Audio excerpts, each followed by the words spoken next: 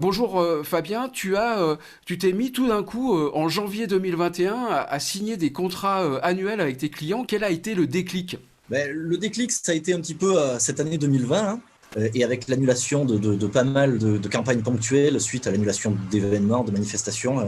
Il a fallu changer un petit peu son fusil d'épaule et en janvier, j'ai décidé donc de proposer systématiquement un volume de spots à utiliser sur l'année. On en faisait quelques-uns, hein, mais c'était voilà, des gros clients historiques, des concessions, des choses comme ça.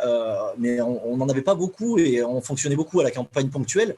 Le client le voit hein, quand on propose une stratégie de volume qui fait par exemple 2 campagnes ponctuelles dans l'année. Si on lui en propose 4, le prix ne double pas. Donc l'annonceur est pas bête, il voit que il peut s'y retrouver comme nous d'ailleurs, voilà, signer au mois de janvier pour toute l'année, c'est forcément intéressant et pour lui et pour nous aussi.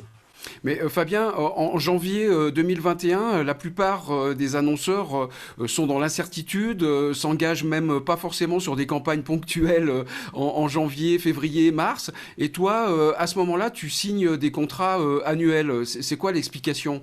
Ouais, parce que peut-être que justement en 2020 aussi, les annonceurs se sont rendus compte que malgré les confinements et tout ce contexte, ils avaient des choses à proposer, ils se sont organisés autrement.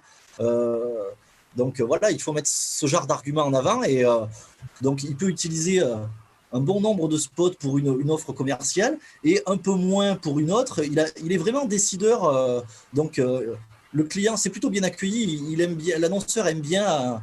Euh, Puisque c'est lui qui pilote finalement. Mais c'est déjà vendu, donc il va les utiliser, alors que peut-être en procédant ponctuellement, il ne l'aurait peut-être pas utilisé sur une campagne de moins grande envergure.